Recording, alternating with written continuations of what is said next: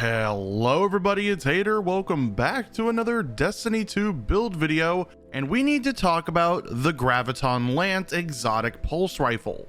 Recently, Graviton Lance just received a humongous buff to its catalyst, where Bungie replaced the hidden hand trait with both Vorpal weapon and turnabout. With both of these traits now added to its exotic catalyst, Graviton Lance feels absolutely amazing, especially in any kind of endgame content because of anti-barrier pulse rifles.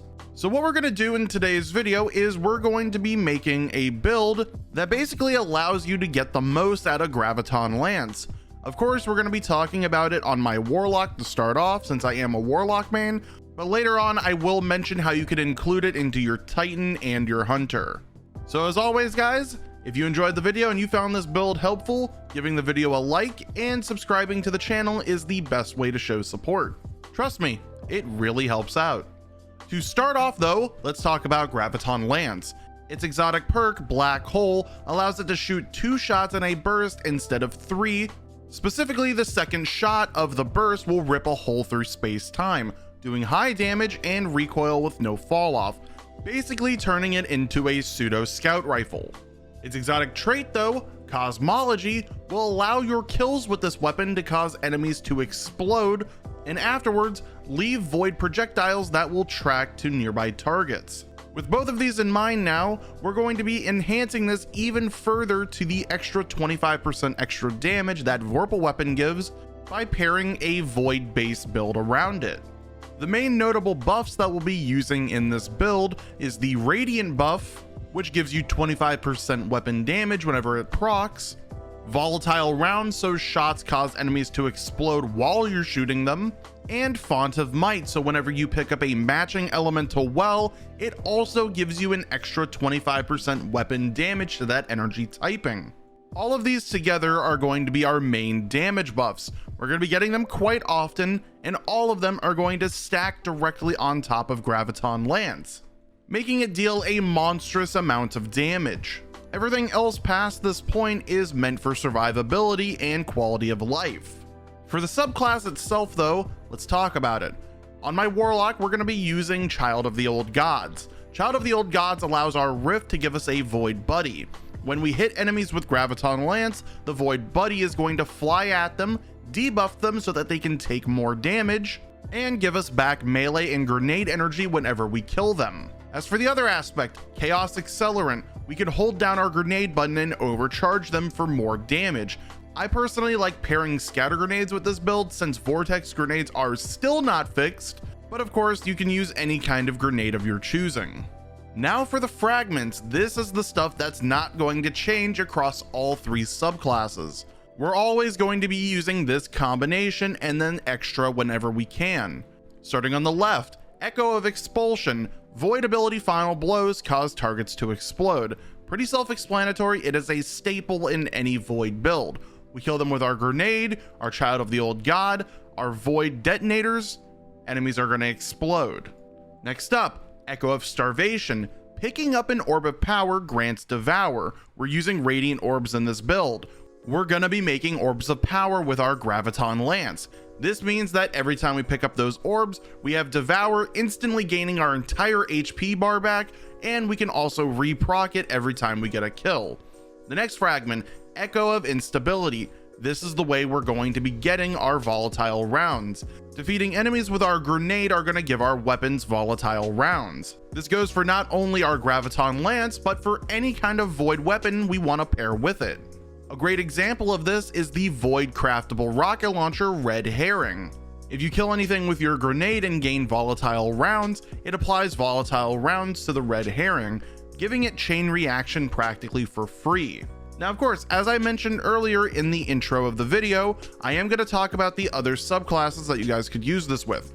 Now, I will mention using Graviton Lance with your Titan and your Hunter is very easy to do. We're mainly keeping the same fragments, but what's coming up now are both of these subclasses. If you guys want to pause the video, take a moment and then make them for your builds.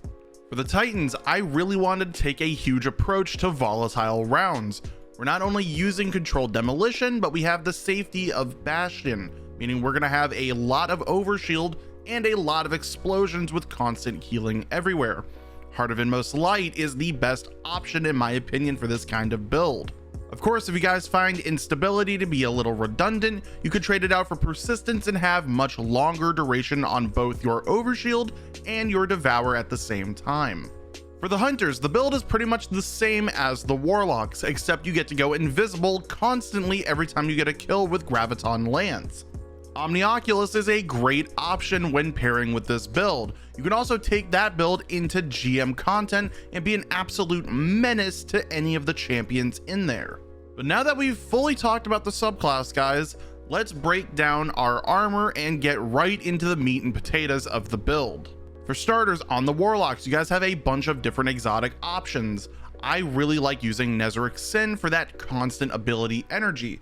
You could easily try something like Verity's Brow. This turns your grenades into pocket nukes. Controverse Hold is another option. You could even use the Nothing Manacles. All of these are going to synergize with this build and further enhance Graviton Lance. For your guys' armor energy, you're only going to need two things. One of your armor pieces Void, and then the other one Solar. That's pretty much it. Starting off at the helmet, we're going to use Elemental Ordnance. This is a great way to jumpstart the build since we are wanting to get Font of Might procced. Getting a kill with our grenade is going to give us a Void Elemental Well, nothing else to it. I'm also going to be pairing it with Ashes to Assets so that my overcharged grenade will give me more super energy, and then of course we have to create Orbs of Power somehow, so we're using Harmonic Siphon. This is going to allow our Graviton Lance to create Orbs of Power whenever we get kills with it. Moving down to the arms, I have these as Stasis. This is something that you guys don't have to do. I personally just like having mine as Stasis for Grenade Kickstart. This basically refunds our grenade energy whenever we use our grenade. Then for the mod at the end, Elemental Armaments. Final blows with our weapons that match our subclass typing, aka our Graviton Lance, will create a Void Elemental Well every time we get a few kills with it. This is a staple for this build. We get kills with Graviton Lance while it's supercharged with Radiant Orbs, Fonts of Might, and volatile rounds, it will create that Void Elemental Well. Moving on down to the chest piece, I have mine as Arc so I could use arc resistance with Armor of the Dying Star. Again, you don't have to do this. This is just preference for me and it really helps out in endgame content. If you don't want to use Armor of the Dying Star, easily pair it with something like melee damage resistance, sniper damage resistance, or concussive dampeners. The mod at the very end though, we already talked about this already, Fonts of Might. Picking up a Void Elemental Well from both our Elemental Ordnance and our Elemental Armaments is going to give our Void weapons 25% weapon damage for 10 seconds. This of course stacks and synergizes with every damage buff in the build. Moving on down to the boots, this is the one armor piece that you're going to want to have as Void. The main reason for that is Well of Tenacity.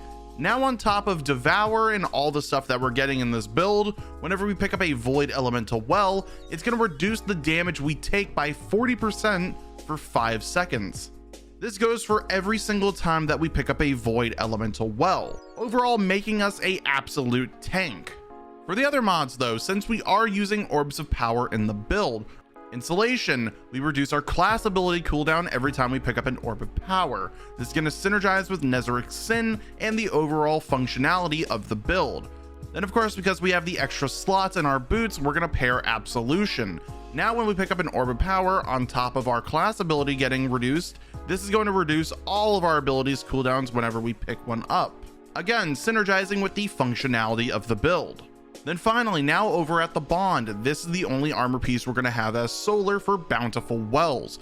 Bountiful Wells is going to double up on every well mod that we use in our build. This goes for Elemental Ordnance and Elemental Armaments. Both of those are now going to create 2 Elemental Wells instead of 1 because we're using 1 in the build already. And then as we talked about already, Radiant Orbs. Picking up an Orb of Power gives you that Radiant buff, meaning we do 25% more weapon damage while it is active. Again, I will preface, if you don't have any artifact mods, you don't have to use this mod. It is just bonus to the build. You could easily swap this out for something like Bomber or even Distribution. But anyways, that is going to be the build for today's video. If you guys enjoyed this build, then let me know down in the comments. I know it's been like 9 days since I last uploaded. I did explain over my community page and Twitter that I was out of town for about 5 days, but I should be back in the swing of things, and we should see more consistent uploads than usual. Overall, one more thing before we head out, I do stream over at Twitch every single day at 7 p.m. Eastern. I just checked out Multiverses with my friends and editor, but if you want to see me play something like Lost Ark or anything else, you can find me there. Overall, I hope you guys enjoyed the video, and I'm going to catch you in the next one. Bye bye.